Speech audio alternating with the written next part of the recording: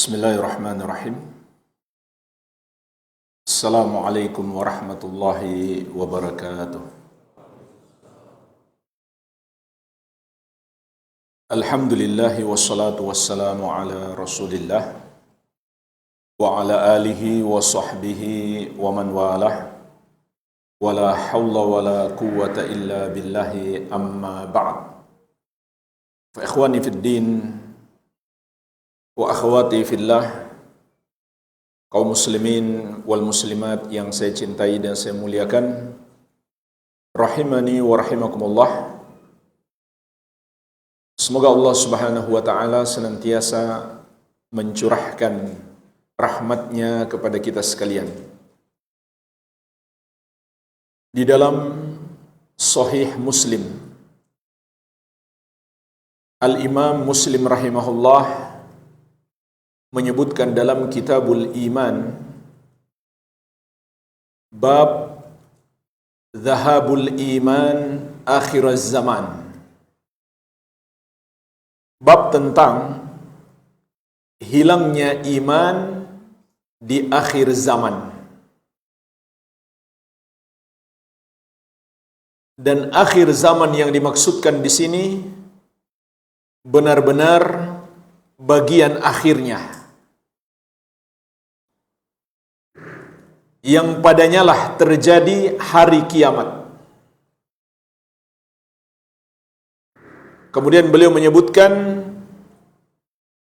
sebuah hadis dari sahabat yang mulia Anas bin Malik radhiyallahu anhu, bahwasannya Rasulullah sallallahu alaihi wasallam bersabda, "La taqumus sa'ah hatta la yuqal fil ardi Allahu Allahu." Tidak akan terjadi hari kiamat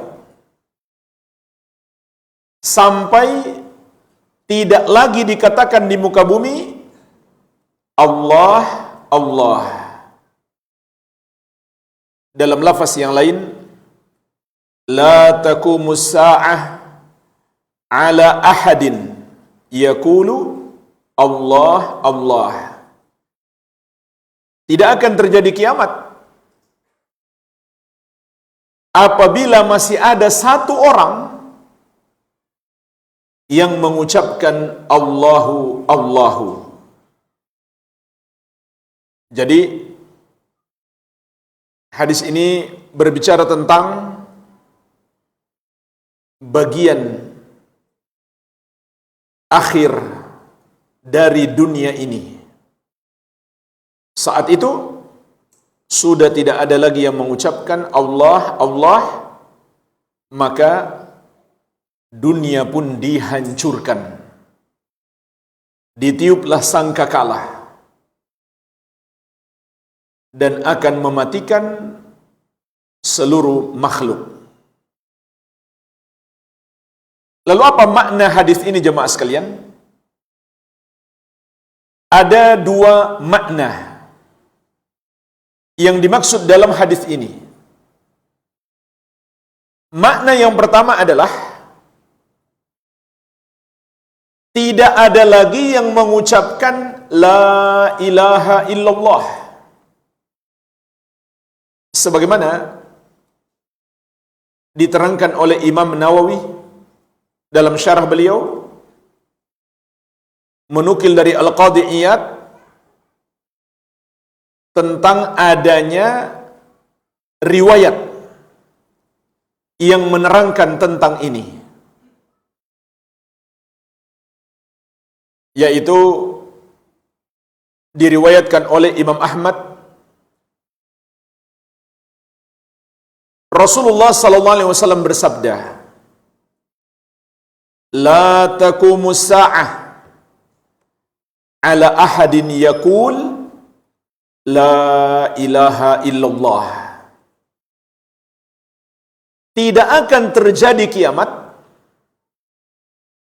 atas seseorang yang berkata la ilaha illallah.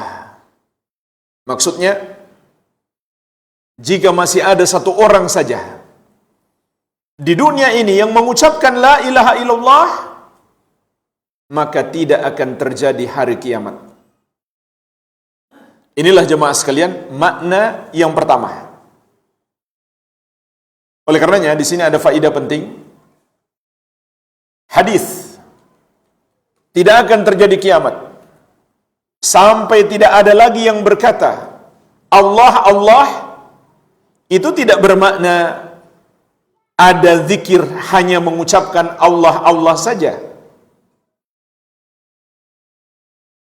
Tidak ada satu riwayat pun Rasulullah SAW dan para sahabat ketika berzikir hanya mengucapkan Allah Allah Allah Allah atau Ar-Rahman Ar-Rahman Ar-Rahman atau Ar-Rahim Ar-Rahim Ar-Rahim. Tidak ada.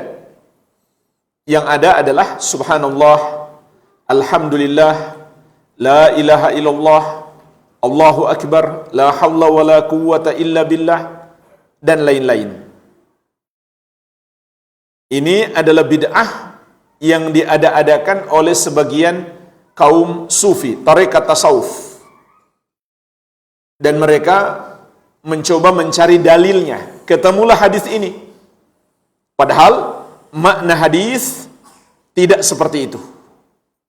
Bukan bermakna hadis ini ada orang di dunia ini yang berzikir Allah Allah maka tidak akan terjadi kiamat. Bukan.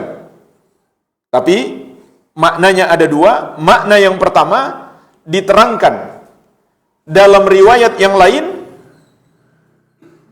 yaitu La ilaha illallah. Sudah tidak ada lagi yang mengucapkan La ilaha illallah. Maksudnya jemaah sekalian, sudah tidak ada lagi ketika itu seorang yang benar-benar muslim. Bukan sekedar dia mengucapkan La ilaha illallah, tapi dia menyembah hanya kepada Allah yang satu saja. Dan dia mengingkari dan meninggalkan semua yang disembah selain Allah Subhanahu wa ta'ala. Meskipun masih ada orang-orang yang mengaku muslim dan mengucapkan La ilaha illallah, tapi mereka tidak paham maknanya, atau mereka tidak mengamalkan artinya atau konsekuensinya, maka itu bukan yang dimaksud dalam hadis. Yang dimaksud dalam hadis, mereka mengucapkan La ilaha illallah dan mereka benar-benar mengamalkan maknanya. Sebagaimana kata Al-Hafidh Al-Munawi rahimahullahu ta'ala di dalam Faidul Qadir, walaysa al-murad alla yutalaffadh bihadhihi al-kalimah.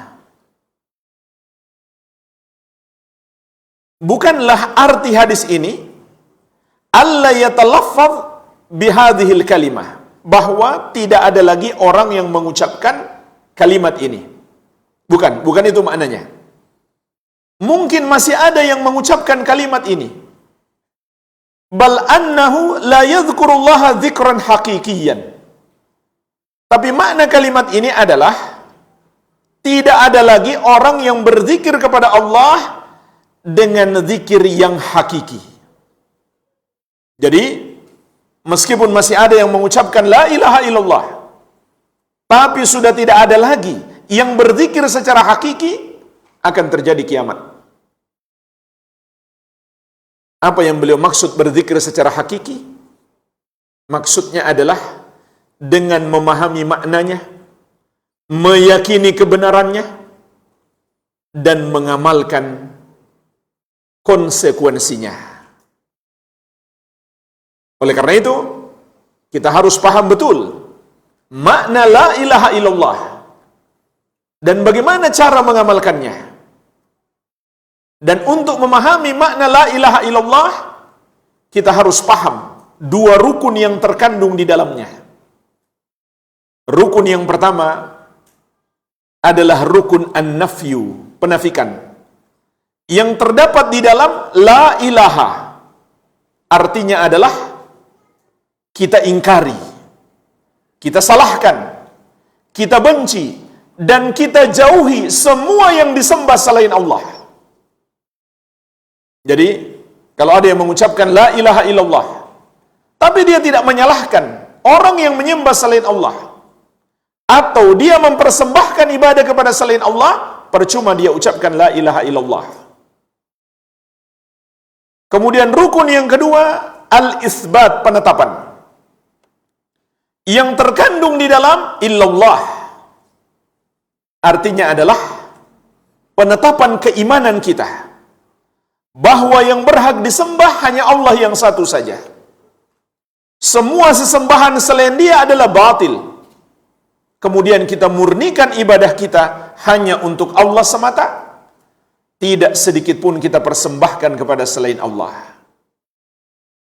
Maka apabila kita telah paham dua rukun la ilaha illallah, kita pun paham sebagaimana dijelaskan para ulama, la ilaha illallah maknanya adalah la ma'budah haqqun illallah. Tidak ada yang berhak disembah kecuali Allah.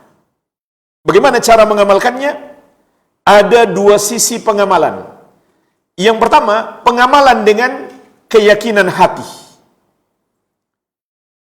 yaitu kita salahkan semua yang disembah selain Allah dan kita benarkan hanya Allah yang berhak disembah. Inilah bentuk pengamalan la ilaha illallah yang pertama.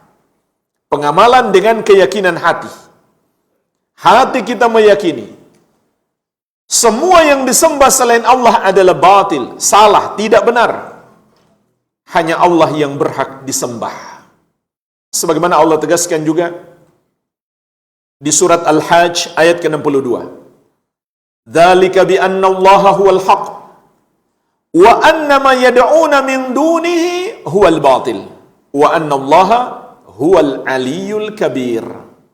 Yang demikian itu, dialah Allah sesembahan yang benar dan semua yang mereka sembah selain dia adalah batil, salah, tidak benar. Dan bahwasanya Allah dialah yang maha tinggi lagi maha besar. Semua selain dia rendah, semua selain dia kecil, maka hanya dia yang pantas untuk diibadahi. Oleh karenanya jemaah sekalian, jika ada seorang muslim membenarkan atau tidak menyalahkan orang yang menyembah kepada selain Allah, maka imannya batal. Dia bukan muslim lagi karena dia tidak lagi beriman kepada la ilaha illallah. Meskipun di KTP-nya masih tertulis beragama Islam. Jika di dunia ini tinggal tersisa orang seperti dia, maka kiamat akan terjadi. Karena mereka tidak lagi beriman kepada la ilaha illallah. Pengamalan yang kedua, dengan seluruh anggota tubuh kita, yaitu kita persembahkan seluruh amal ibadah kita hanya untuk Allah semata. Tidak sedikit pun kita berikan kepada selain Allah. Apakah itu sholat, zakat, haji, puasa, berdoa, menyembelih, tawakal, dan semua amal ibadah yang lainnya hanya kita tujukan untuk Allah semata. Barang siapa mempersembahkan satu ibadahnya kepada selain Allah, berarti dia telah berbuat dosa syirik dan dia tidak lagi mengamalkan la ilaha illallah. Sehingga jika di dunia ini hanya tersisa orang-orang seperti itu yang mengucapkan la ilaha illallah, tapi mereka berdoa kepada selain Allah, solat untuk mengagungkan selain Allah, seperti mereka sengaja datang di masjid yang ada kuburannya. Tujuan mereka solat di situ tidak semata-mata untuk mengagungkan Allah, tapi mengagungkan penghuni kubur itu. Maka pada hakikatnya mereka sedang menyembah penghuni kubur itu. Atau menyembelih untuk persembahan, untuk sesajen, sebagai pengagungan kepada selain Allah, maka akan terjadi kiamat. Meskipun di KTP mereka tertulis beragama Islam. karena mereka tidak lagi beriman kepada la ilaha illallah. Jadi jamaah sekalian, ini makna yang pertama. Kiamat akan terjadi kalau sudah tidak ada lagi yang mengucapkan la ilaha illallah. Artinya bukan sekedar mengucapkan saja, tapi meyakini kebenarannya, memahaminya dengan baik, meyakini kebenarannya, dan mengamalkannya dalam kehidupan mereka.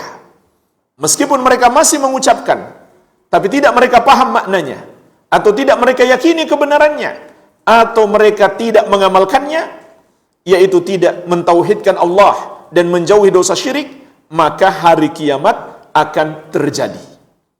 Oleh karenanya jemaah sekalian, kita pun paham tauhid itu adalah penghalang terjadinya kiamat. Kalimat la ilaha illallah adalah penghalang kehancuran dunia ini. Oleh karenanya, orang yang mendakwahkan tauhid adalah orang-orang yang menjaga dunia ini, yang menjaga bumi ini dari kehancuran. Itulah orang-orang yang paling besar jasanya bagi umat manusia. Dan pemimpin mereka adalah para nabi dan rasul alaihi wassalatu wassalam. Sehingga tugas ini Allah perintahkan kepada orang-orang yang paling mulia, yaitu para nabi dan rasul alaihi wassalatu wassalam, sebagaimana dalam surat An-Nahl ayat ke-36.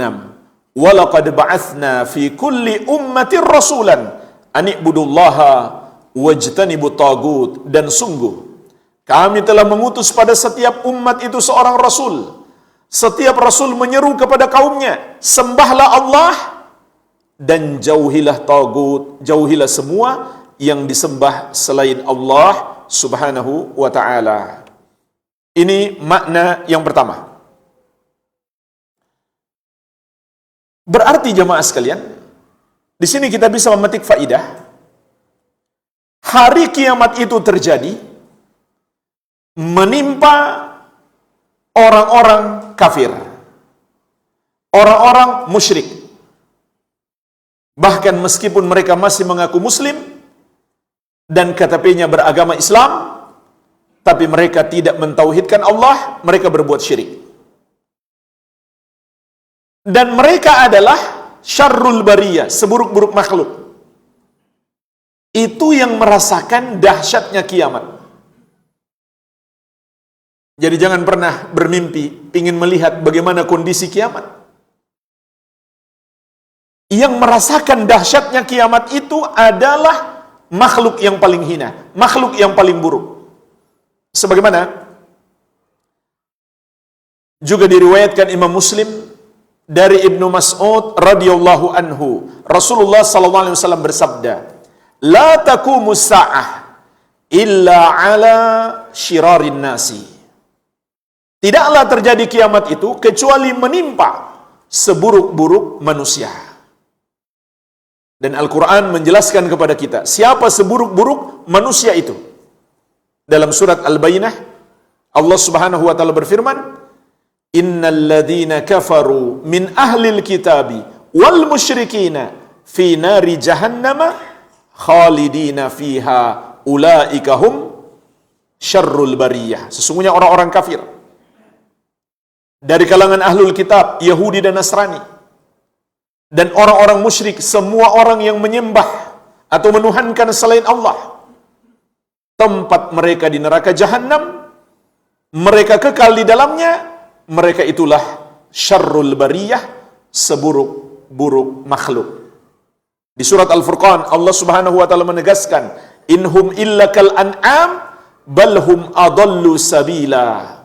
Tidaklah orang-orang musyrik itu kecuali seperti hewan, bahkan mereka lebih buruk, lebih sesat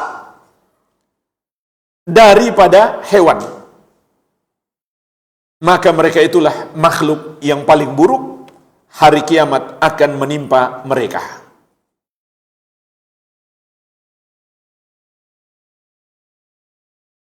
Dan Nabi SAW juga mengingatkan, "Inna min syirarin nas man tudrikuhumus sa'ah wa hum ahya Wa may yattakhidul kubur masajidah. Dalam hadis yang diriwayatkan Imam Ahmad dari Ibnu Mas'ud radhiyallahu anhu, kata Nabi sallallahu alaihi wasallam, sesungguhnya di antara seburuk-buruk manusia ada dua golongan. Yang pertama, orang-orang yang masih hidup ketika hari kiamat terjadi. Yang kedua, orang-orang yang menjadikan kuburan sebagai tempat ibadah. Ini juga peringatan penting.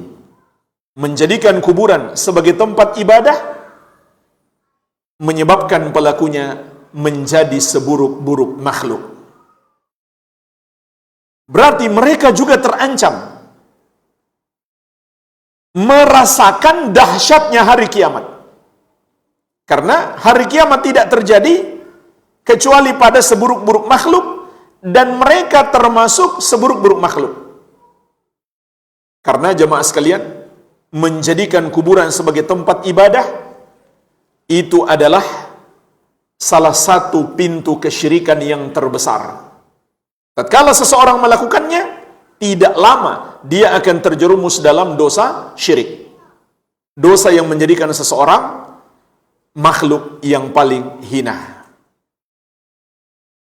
Oleh karenanya, Rasulullah sallallahu alaihi wasallam mengingatkan kita, laknatullahi 'alal yahudi wan nasara ittakhadhu qubura anbiya'ihim masajidah. Allah melaknat Yahudi dan Nasrani yang menjadikan kuburan para nabi mereka sebagai tempat ibadah. Namun hari ini malah dianggap itu perbuatan yang baik. Mereka menganggap itu satu bentuk pengamalan agama Islam atau pendekatan diri kepada Allah Subhanahu wa taala. Bahkan mereka rela melakukan perjalanan jauh untuk mengunjungi kuburan-kuburan yang mereka anggap sebagai kuburan para wali. Lalu mereka beribadah di tempat tersebut. Dan ternyata orang-orang yang melakukan ini sudah banyak yang bukan lagi sekedar beribadah di situ, tapi menyembah penghuni kubur itu. Seperti berdoa kepadanya, atau mencari berkah dari kuburannya, dan lain-lain. Oleh karenanya, Nabi SAW mengingatkan, mereka termasuk seburuk-buruk makhluk. Jadi jemaah sekalian, ini makna yang pertama. Tidak ada lagi yang mentauhidkan Allah, maka terjadilah hari kiamat. Allah akan hancurkan dunia ini. Lalu pertanyaannya, bagaimana proses hilangnya atau wafatnya orang-orang yang beriman? Maka dijelaskan dalam banyak hadis yang sahih, orang-orang beriman ketika itu akan diwafatkan secara sekaligus sebelum terjadi hari kiamat. Rasulullah SAW bersabda, "Wa ya'tir rih min qibalil Yaman, fatakbidu arwahal mu'minin inda qurbis sa'ah." Akan datang angin yang berasal dari Yaman, lalu mencabut ruhnya orang-orang yang beriman menjelang terjadinya kiamat, menjelang kehancuran dunia ini.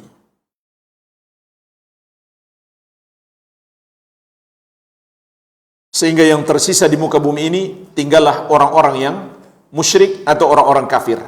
Barulah terjadi hari kiamat. Ini makna yang pertama. Makna yang kedua,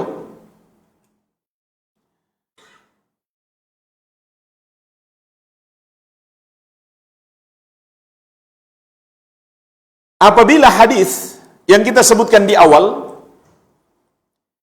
dibaca Allah. Jadi Rasulullah SAW bersabda, "La taqumu sa'ah hatta la yuqal fil ardi Allah." Tidak akan terjadi hari kiamat sampai tidak lagi dikatakan di muka bumi Allah. Maknanya apa jemaah sekalian? Itu kalimat ringkasan dari ittaqullah, ittaqullah. Bertakwalah kepada Allah, bertakwalah kepada Allah. Artinya, sudah tidak ada lagi ketika itu orang yang melakukan amar ma'ruf nahi mungkar. Maka terjadilah kiamat. Terjadilah kehancuran. Sudah tidak ada lagi orang yang menegur kesalahan orang lain, terutama melarang perbuatan syirik dan mengajak kepada tauhid. Sudah tidak ada lagi. Jangankan mengajak orang lain, mereka sendiri sudah tidak ada yang mengamalkan.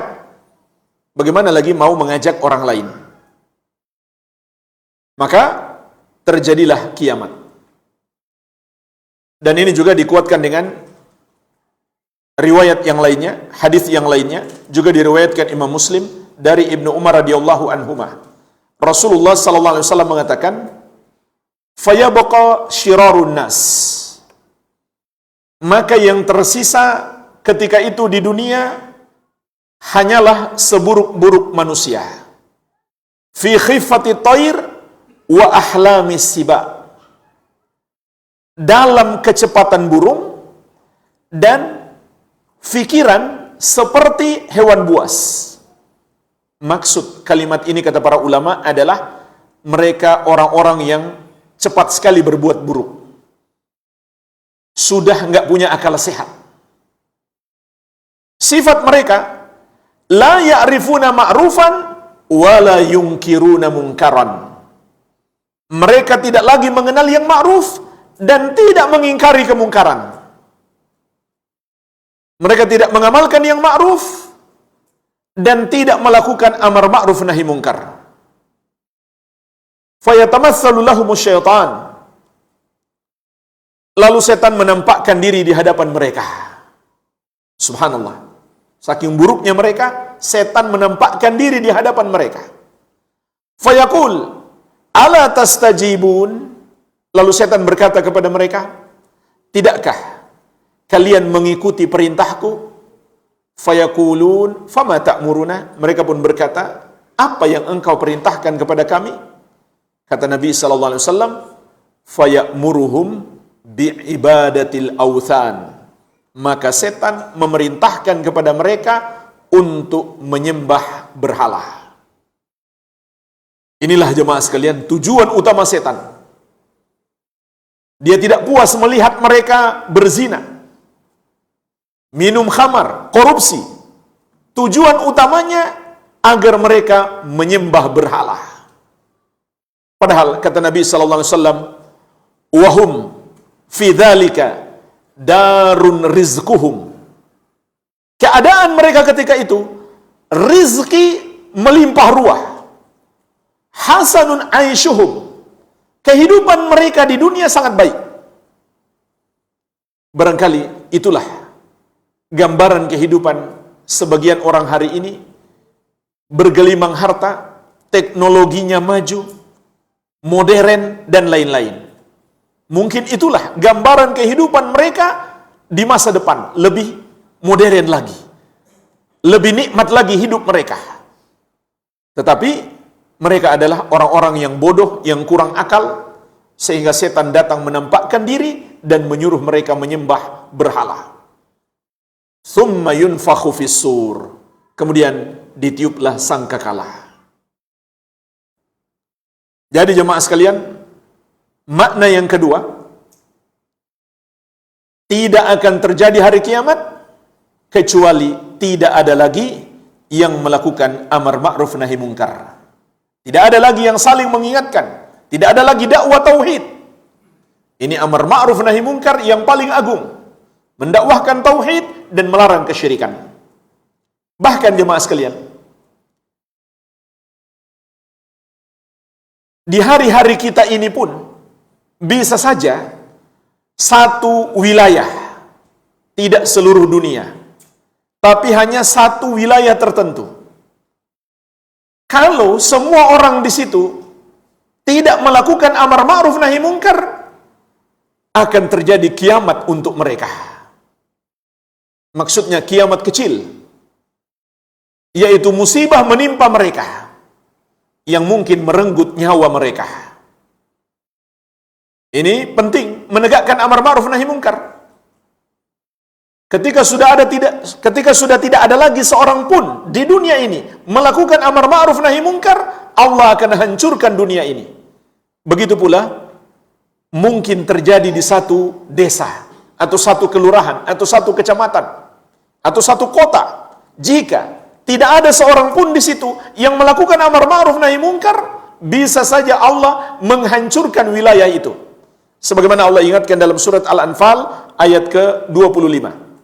Wattaqu fitnatan la tusibanna alladhina zalamu minkum khassah. Takutlah kamu kepada azab yang tidak saja menimpa orang-orang zalim di antara kalian secara khusus.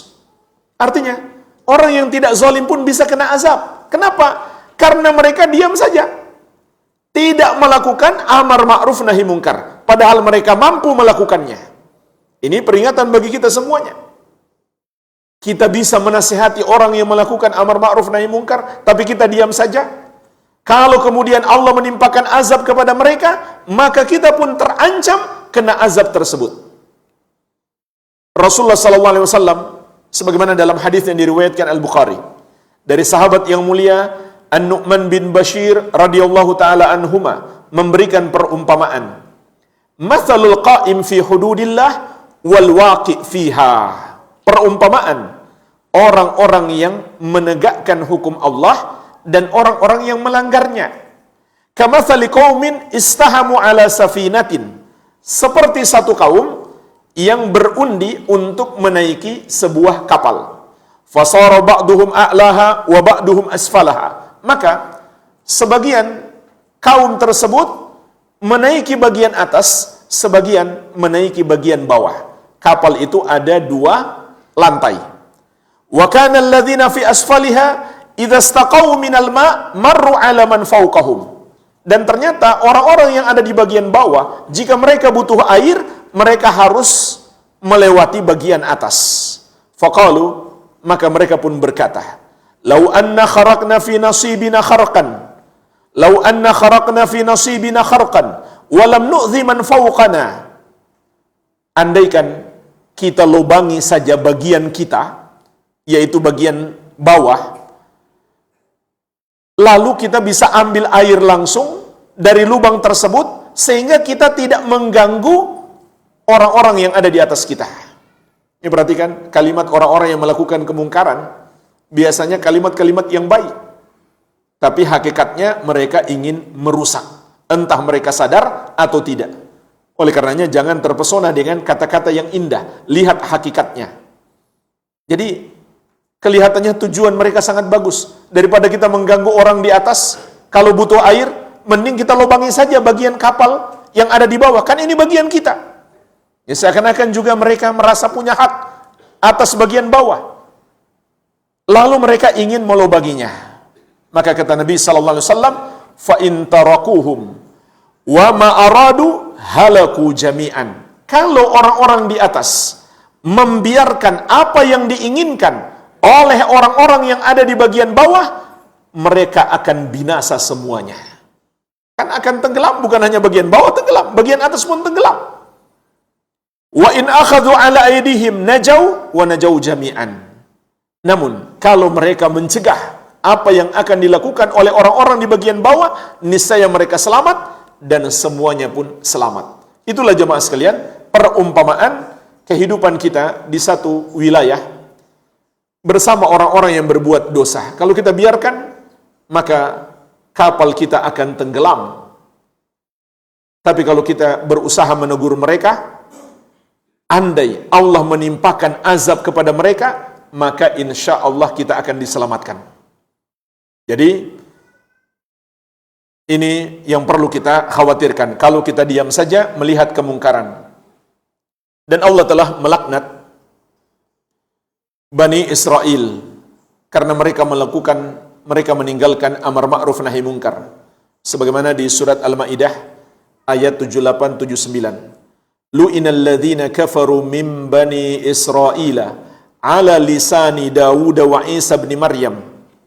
Dzalika bima asaw wa kanu ya'tadun. Kanu la yatanahawna 'an munkarin fa'aluh labisa ma kanu yaf'alun. Telah dilaknat orang-orang kafir dari kalangan Bani Israel atas lisan Daud dan Isa putra Maryam. Artinya laknat Allah diturunkan kepada mereka, dikabarkan di dalam Taurat dan Injil. Kenapa? Dzalika bima asaw wa kanu ya'tadun. Itu karena mereka bermaksiat dan mereka melampaui batas. Kanu la yatanahawna am munkarin fa'aluhu. Mereka tidak saling melarang kemungkaran yang mereka lakukan. Labi'sa ma kanu yaf'alun, sungguh buruk apa yang mereka kerjakan. Jadi di antara sebab Bani Israel dilaknat oleh Allah Subhanahu wa taala, mereka tidak saling melarang kemungkaran yang mereka lakukan. Dan pada akhirnya jemaah sekalian, kemungkaran yang dibiarkan akan meluas sehingga menjadi biasa. Ini dampak bahayanya. Kalau kita membiarkan kemungkaran, lama-lama orang menganggap itu hal yang biasa. Sehingga suatu saat yang terjadi malah sebaliknya. Orang yang melakukan sesuatu yang benar, tapi tidak sesuai dengan kemungkaran tersebut, yang benar itulah yang disalahkan. Dan orang yang mengingatkan mereka akan dimusuhi. Karena dia dianggap merubah sesuatu yang baik. Padahal itu adalah kemungkaran. Namun karena sudah lama dan sering mereka lakukan, tidak ada yang menegur, mereka anggap itu suatu kebaikan. Ini bahayanya. Sahabat yang mulia Abu Bakar As-Siddiq radhiyallahu anhu pernah mengingatkan, "Ya ayuhan nas, innakum taqra'una hadhil ayah wa tada'unaha ala ghairi mawdi'iha." Wahai manusia, sesungguhnya kalian mengucapkan ayat ini, tapi kalian meletakkannya bukan pada tempatnya. Yaitu surat Al-Maidah ayat 105.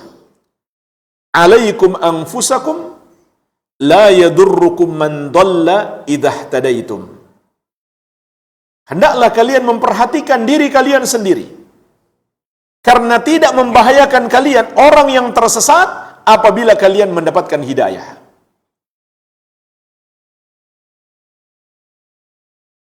Jadi kata Abu Bakar As-Siddiq radhiyallahu anhu, kalian salah paham terhadap ayat ini.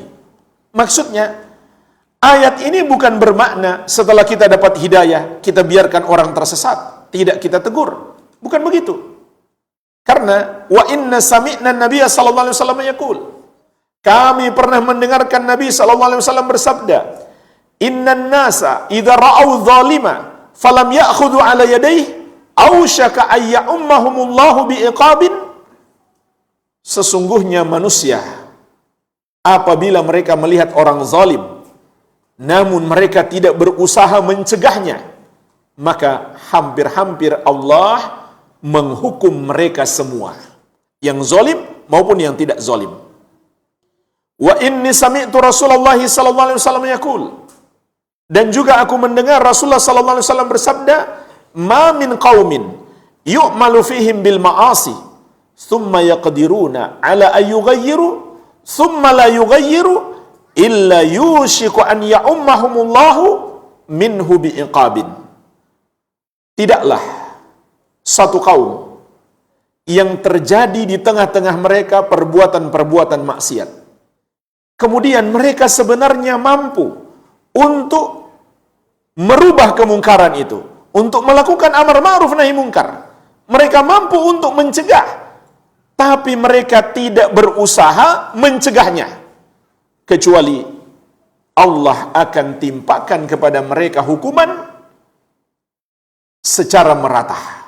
Artinya, orang-orang baik yang tidak berbuat maksiat juga akan kena azab. Kenapa? Karena mereka diam saja padahal mereka mampu.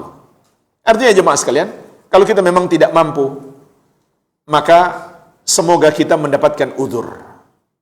Tapi kalau kita mampu, minimal kita menasihati dengan ucapan kita.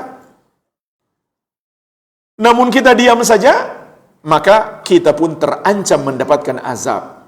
Oleh karenanya, hadis ini ditujukan kepada kita semuanya yang mampu melakukannya, terutama yang benar-benar punya kemampuan yang besar, yaitu pemerintah. Makanya jadi pemerintah itu berat pertanggungjawabannya kelak di hari kiamat. Sehingga Rasulullah SAW pernah mengingatkan, innakum satahrisuna 'alal imarah wa satakunu nadamah yaumal qiyamah. Sesungguhnya kalian akan sangat rakus terhadap jabatan, padahal itu akan menjadi penyesalan di hari kiamat. Dia punya kuasa. Cukup dia keluarkan satu surat, tanda tangan, tutup semua klub malam. Tapi dia nggak lakukan. Ini bahaya besar. Penguasa seperti ini. Dia punya kekuasaan untuk melakukan amar ma'ruf nahi mungkar hanya dengan selembar surat saja. Suatu surat ketetapan, dia kasih cap tanda tangan, selesai. Dia mampu melakukannya, tapi dia tidak melakukannya. Maka azab Allah sangat besar baginya. Bahkan jemaah sekalian, pemerintah itu kalau tidak mengamalkan yang benar agar diikuti oleh masyarakat, dia akan menanggung dosa masyarakat. Sebagaimana ancaman Nabi SAW kepada Heraklius, penguasa Romawi ketika itu. Beliau menulis surat, Bismillahirrahmanirrahim, dari Muhammad hamba Allah dan Rasulnya kepada Heraklius penguasa Romawi. Masuk Islamlah engkau, kalau tidak, kamu akan menanggung dosa kaummu. Lihat, kalau dia nggak masuk Islam, dia akan menanggung dosa seluruh rakyatnya. Dan Romawi ketika itu adalah negara besar, superpower di masa itu. Hanya karena dia tidak masuk Islam, dia ikut menanggung dosa mereka. Itulah bahaya menjadi penguasa. Apalagi kalau dia yang ngasih izin tempat-tempat maksiat, atau dia mampu menutupnya, dia biarkan saja. Na'udzubillah, hanya kekuasaan sebentar, nikmat sebentar, 5 tahun, paling 10 tahun. Setelah itu penyesalan di hari kiamat. Jadi ini peringatan secara umum. Kalau satu kaum mampu mencegah kemungkaran, tapi mereka diam saja, apabila Allah menimpakan azab, mereka pun akan diazab. Maka jemaah sekalian, ini ancamannya berlaku mungkin terhadap satu wilayah. Akan tetapi di hari kiamat, itu untuk seluruh dunia. Jika tidak ada lagi satu orang saja yang melakukan amar ma'ruf nahi mungkar, terutama yang mendakwahkan tauhid, yang mengajak manusia menyembah kepada Allah dan melarang perbuatan syirik, maka saat itulah kehancuran dunia. Inilah jemaah sekalian penjelasan ringkas satu hadis dengan 2 makna tentang hilangnya iman di akhir zaman. Semoga Allah Subhanahu wa taala menganugerahkan kepada kita istiqamah sehingga kita termasuk orang-orang yang mempertahankan iman sampai kita berpisah dengan kehidupan dunia ini. Semoga bermanfaat. Wabillahi at-taufiq.